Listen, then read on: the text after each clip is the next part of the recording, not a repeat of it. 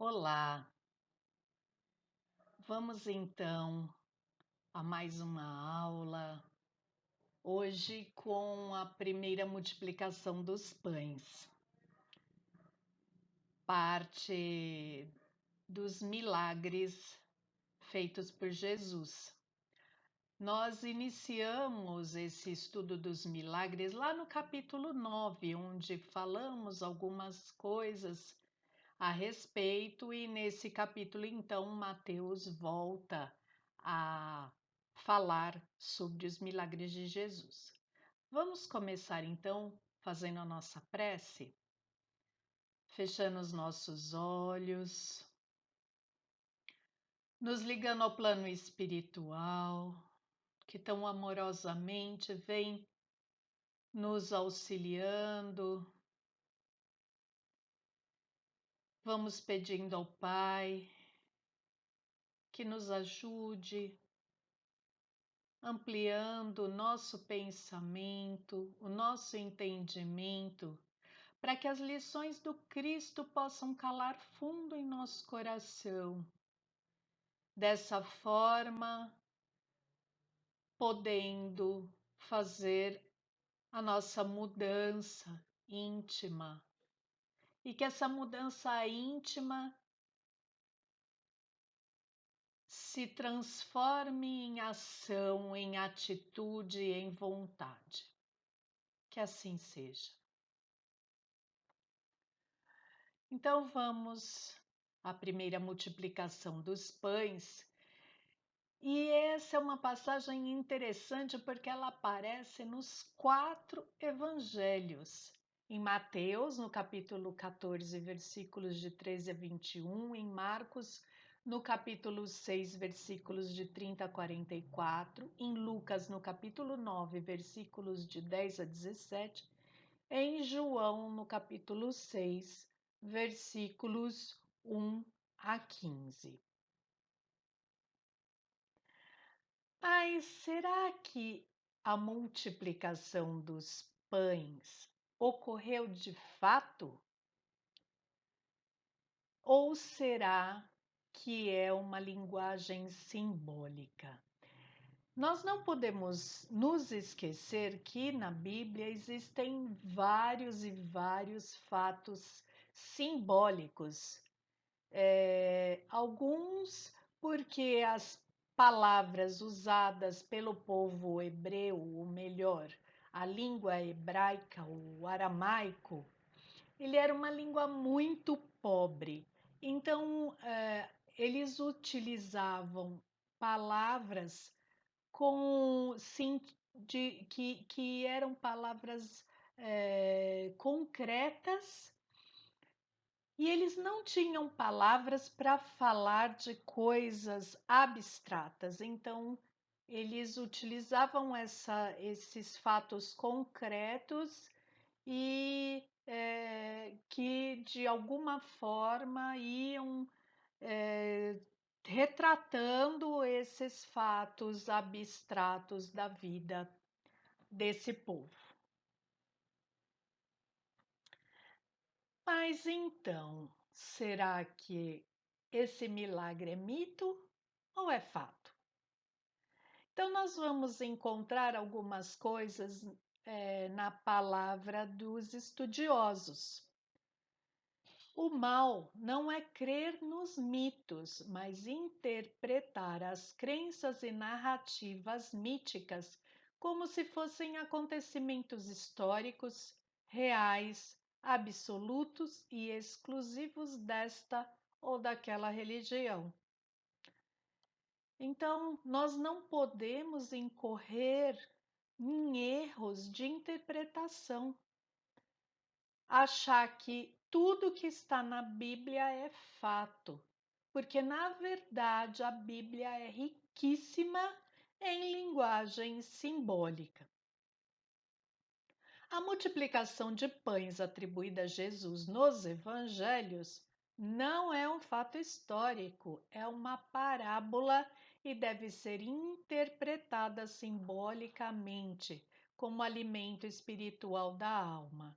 Então, esses dizeres, quem aponta isso é Bollberg, e ele entende que essa passagem é uma passagem simbólica. Simbolicamente, o pão é interpretado na Bíblia como conhecimento. Por isso que ele afirma que é uma passagem que simboliza o alimento espiritual da alma. Eliseu, no Antigo Testamento, também multiplicou pães. Está em Reis, no Velho Testamento, capítulo 4, versículos de 42 a 44. Buda, com um único pão, alimentou 5.000 homens, e no final, igual a Jesus, teriam sobrado mais pedaços do que o pão repartido.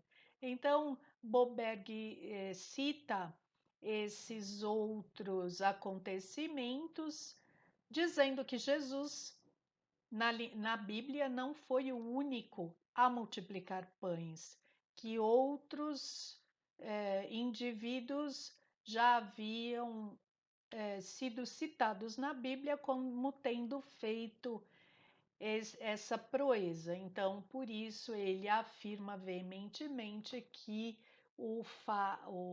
a multiplicação dos pães não é fato, e sim símbolo. Os ensinamentos bíblicos, eles admitem inúmeras interpretações. Então, nós temos visto no estudo das parábolas e com os milagres acontece o mesmo. E essas interpretações vão se modificando à medida em que nós vamos evoluindo espiritualmente, porque a nossa compreensão vai se ampliando, a nossa visão das coisas vai se ampliando, então nós conseguimos ir interpretando mais de conformidade com os ensinamentos de Jesus. E no Velho Testamento já aparecia alguns ditos, né, algumas passagens onde era visto o alimento como algo bastante importante para a vida, e daí essa questão do pão, e do pão como também como alimento espiritual. Então, em Salmo, capítulo 22, versículo 26, nós encontramos: os pobres se alimentarão até ficarem satisfeitos. Louvarão ao Senhor aqueles que o buscam, que vossa vida seja longa e próspera. Em Isaías, capítulo 58, versículo 7. Ora, não é partilhar teu alimento com o faminto, abrigar o pobre e desamparado, vestir o nu e sem teto, que encontraste, e não recusar tua ajuda ao próximo? Em Ezequiel, capítulo 18, versículo 7. O homem justo não oprime a ninguém, antes devolve corretamente o que aceitou como garantia num acordo de empréstimo. Não comete furtos nem roubos, antes divide a sua própria comida com os famintos e veste o que não tem roupas. E o que nos diz Kardec a respeito da dessa não a respeito desse fato?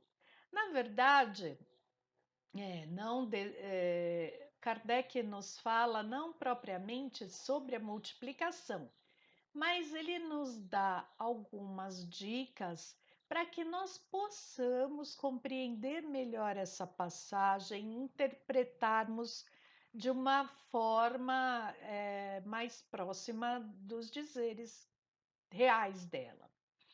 Então, quando nós estudamos o capítulo 9, nós tivemos uma aula onde falamos sobre os milagres e sobre os fluidos, segundo Kardec, informações essas que estão na Gênese, capítulos 13 e 14. Eu vou sintetizar bastante e colocar só os pontos principais no que diz respeito ao que nos importa para a compreensão dessa passagem. São capítulos razoáveis, não vou estar trazendo de novo, porque senão daria uma aula e não é esse o objeto. Então, vou simplificar bastante. Então, o que Kardec nos fala? A lei de Deus é imutável. Então, isso quer dizer que se a lei de Deus é imutável, a ninguém compete modificar a lei de Deus, nem mesmo o próprio Deus. Porque senão as suas leis não seriam imutáveis. Essas leis, a lei de Deus, ela rege não só a Terra, ela rege o universo. O que hoje, na verdade, sabemos que é multiverso. Então, esta lei rege todos os planetas desse multiverso. E consta na Gênese. Deus não faz milagres, porque, sendo a sua lei perfeita, não tem necessidade de derrogá-las. Aqui está escrito errado, é tem. Não tem necessidade de derrogá-las. Então, nem o próprio Deus estaria modificando sua lei.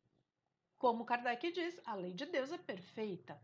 Tudo que é perfeito não tem necessidade de ser modificado. Jesus, pelo adiantado grau evolutivo, ele tem conhecimentos além dos nossos. E o que isso significa? Que Jesus tem a capacidade de compreender a estrutura do universo, ele tem uma compreensão muito maior do que a nossa sobre os fluidos. Então, também está na Gênese. Os espíritos agem sobre os fluidos espirituais, manipulando-os com a ajuda do pensamento e da vontade.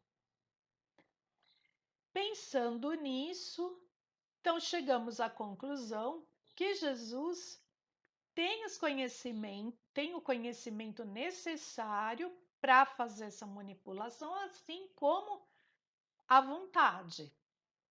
Então, Jesus consegue manipular fluidos e como o conhecimento dele é muito além do nosso, ele consegue operar modificações nesses fluidos que nós ainda somos incapazes de fazer.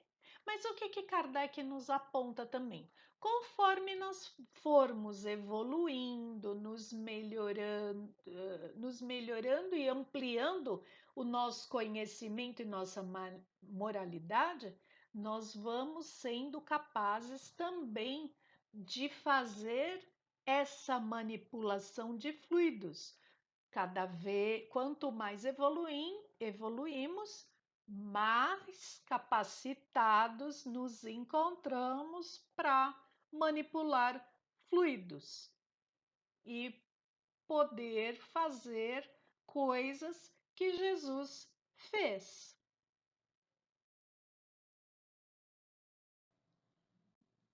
Nós vamos seguir nesse momento sem a imagem de vídeo para que a gente possa ter a imagem de todo o quadro, porque aqui nós temos a comparação, nós vamos fazer a comparação da passagem apresentada pelos 4 discípulos.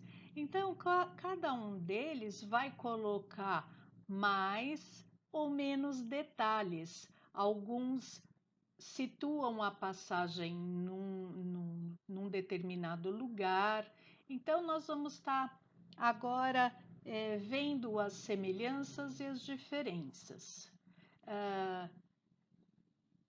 Em Marcos, ele está colocando que em Marcos e em Lucas, ele situa que Jesus reúne os apóstolos, os discípulos. Então, na verdade, Jesus estava no meio de uma turba e ele chama a si os seus discípulos. Aí, no seguinte, todos eles relatam que Jesus saiu daquele lugar onde ele estava e João então coloca o que para onde Jesus faz. É o único. Não, o Lucas também. Lucas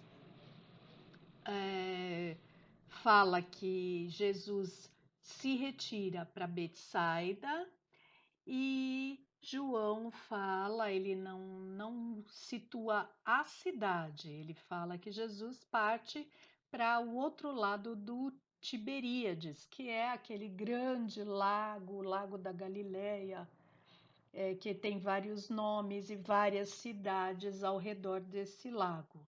Então Jesus parte para esse lugar, que provavelmente Betsaida, junto com os seus discípulos. Só que quando ele parte, a turba, a multidão, percebe o local para onde Jesus está indo. E aí eles falam que aqui em Marcos aparece que a turba, então, percebendo para onde Jesus ia, corre na frente, a pé. E em Lucas ele fala que a turba, ao saber para onde ele ia, para onde ele estava indo, também o seguiu. E Jesus fala que, aliás, no seguinte, aparece que Jesus se compadece dessas pessoas, da turba, e que Jesus em Mateus fala que Jesus curou, e em Marcos fala que Jesus continuou ensinando, e em João também fala das curas feitas por Jesus.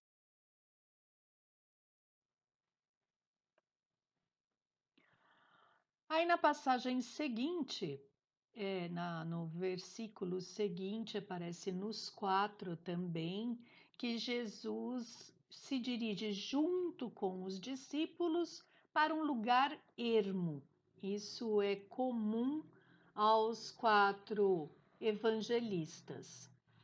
E aí eles falam que a hora já estava adiantada e que os discípulos pedem a Jesus que despeça a turba, que despeça as pessoas que tinham ido atrás dele. Em Mateus fala que seria para que eles fossem buscar alimento. Em Marcos também dá essa indicação que era para que a turba fosse atrás de alimentar-se a si mesmo.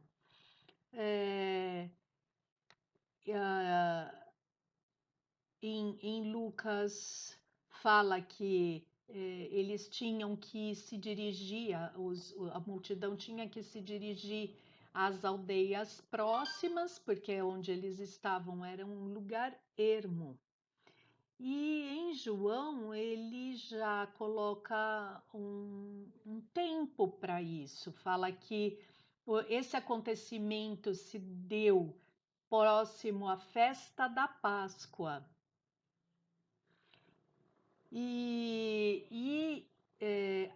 Em João já ele coloca de uma forma diferente. Ele coloca que Felipe questiona a Jesus aonde eles comprariam pães para alimentar aquele povo. É o único que não diz que os discípulos falaram para Jesus dispersar o povo. no seguinte, aí Jesus, nos 4 evangelistas, fala para que eles dessem de comer para aquela população, para aquele povo.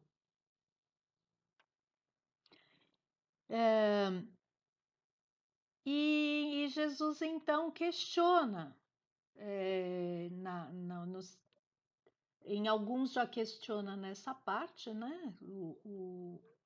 Eles falam do dinheiro que onde eles iriam comprar pão por 200 denários, e em João fala que se 200 denários bastaria para que comprasse um pouco de pão para cada um.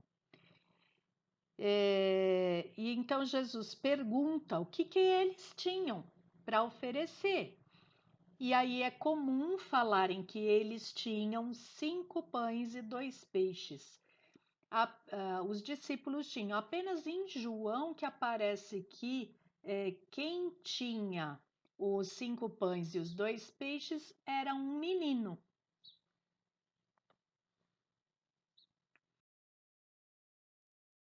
Jesus então pede para que aquelas pessoas se organizem. Isso é uma coisa bem interessante. Alguns falam que Jesus agrupou-os em grupos de 100, de 50, mas o interessante é que, antes de qualquer coisa, Jesus organiza aquele pessoal, aquelas pessoas que estavam ali. Em João já aparece a quantidade de pessoas, que ali tinham 5.000 varões, isto é, homens. Eles contavam os homens. Então, se pensássemos em termos de população mesmo, daria bem mais do que isso, porque tinham as mulheres e as crianças. E aí, no versículo seguinte, aparece nos 4 que Jesus pega os 5 pães e os 2 peixes e os abençoa. Em João fala rendeu graças, mas é o mesmo sentido. Antes de distribuir o alimento para aquelas pessoas, Jesus então tem o gesto de abençoar o alimento. No seguinte, também é comum falar que todos comeram, se saciaram e ainda recolheram as sobras. Em Mateus, ele deixa claro aqui a questão do número de pessoas. E os que comeram foram cerca de 5.000 homens, fora mulheres e criancinhas, como tinha dito antes, o que dá bem mais de 5.000 pessoas. Mas o fato é que eles comeram, se saciaram e recolheram as sobras em um cesto. E o único que continua a história é João, que diz que os homens que estavam junto dele, vendo o que ele fizera, diziam: Este é verdadeiramente o profeta que havia de vir ao mundo. E que Jesus sabia que estavam prestes a apoderar-se dele para fazerem rei, retirou-se ele só para o monte.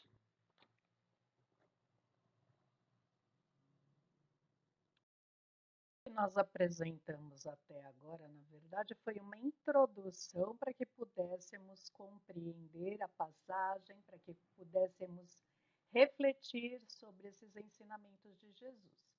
Nós vamos então seguir por Mateus, versículos 13 e 14. Ouvindo isso, Jesus retirou-se dali num barco para um lugar ermo, em particular. As turbas, ao ouvirem, o seguiram a pé a partir das cidades. Após sair, viu uma turba numerosa e, compadecendo-se deles, curou seus enfermos.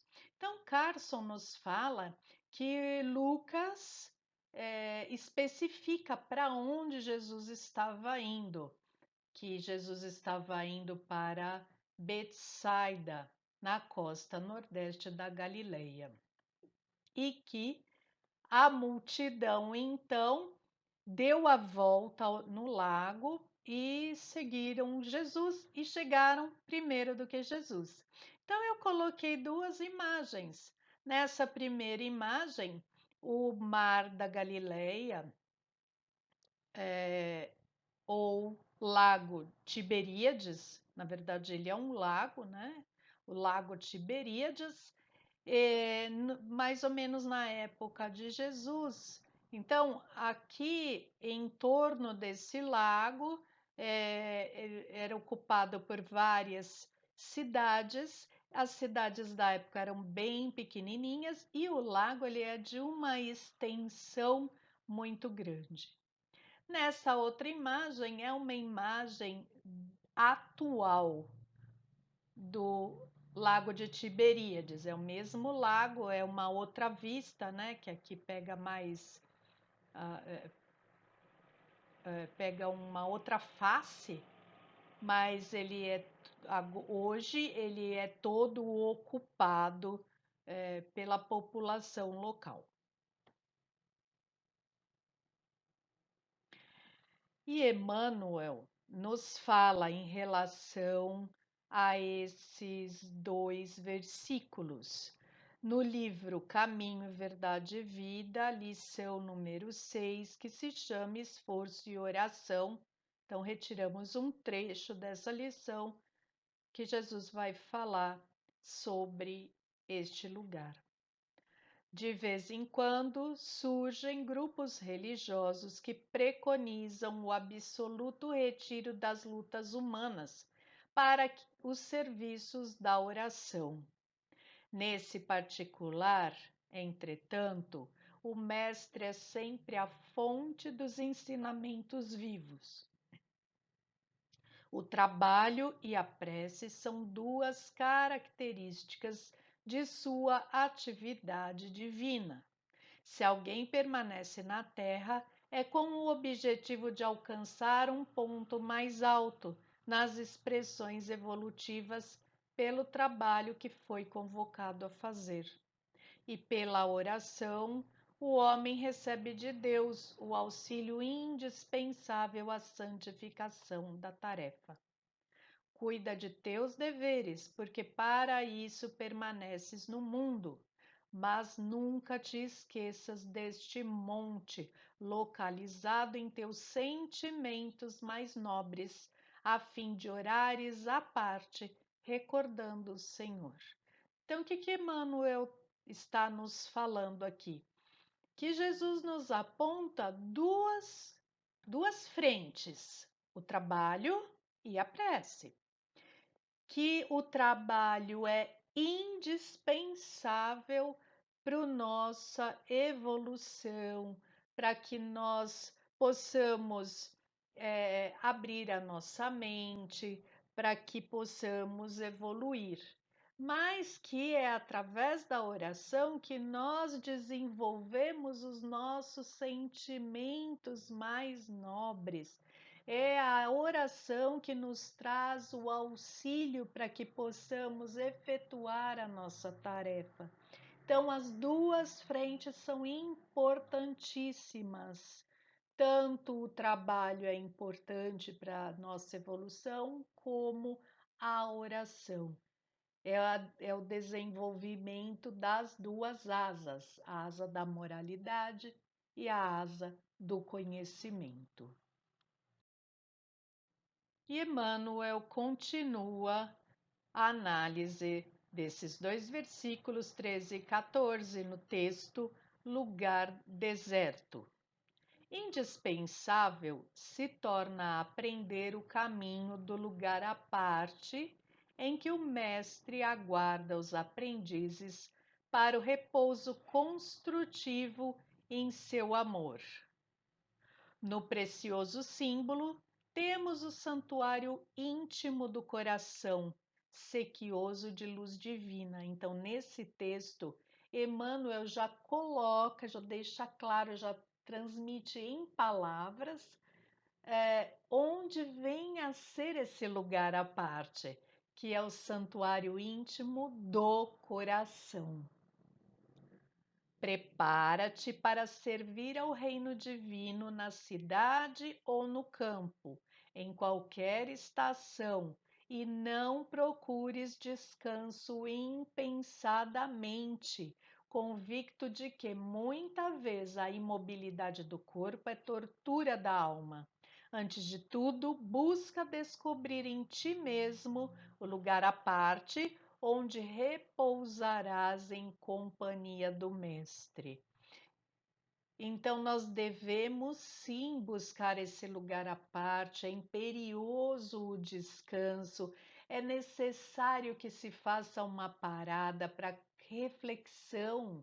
Nós não podemos entrar no ativismo, porque daí nós não temos esse período de reflexão, e é na reflexão que nós percebemos os nossos acertos, os nossos equívocos, é na reflexão que fazemos a autoanálise e nos modificamos. Kardec até aponta essa necessidade desse momento reflexivo na questão 919 do Livro dos Espíritos, onde Santo Agostinho fala dessa necessidade da reflexão para o autodescobrimento. Mas o fato é que essa reflexão não pode ser eterna, não pode ser por um período muito longo, que ele fala que o descanso não pode ser impensado. E Emmanuel vai falar um pouco mais sobre isso nesta mensagem: descansar. Assim, como aparecem os que exageram as próprias necessidades, caindo em precipitação, temos os companheiros que se excedem no descanso, encontrando a cada passo motivos para a fuga do dever a cumprir. À vista de embaraços mínimos, declaram-se fatigados, desiludidos, deprimidos ou enfermos e param a máquina do serviço que lhes compete, recolhendo-se à inércia, com o pretexto de meditação, refazimento, virtude ou prece. Para isso, muitos dizem que o próprio Jesus aconselhou o repouso e a oração, esquecendo-se de que o Senhor reconstituía as forças no retiro a fim de tornar o serviço e prosseguir trabalhando. Nesse sentido, convém recordar as palavras textuais do Evangelho. Jesus nos afirmou: repousai quanto quiserdes, mas sim repousai um pouco.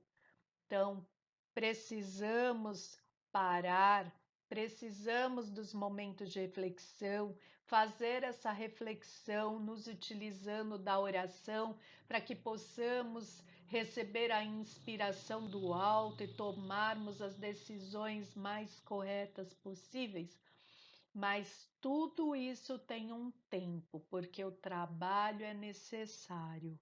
E Jesus mesmo dizia que o Pai dele, nosso Pai, jamais cessou de trabalhar e que ele também não cessaria. Essa foi então a primeira parte das nossas reflexões a respeito dessa passagem, multiplicação dos pães.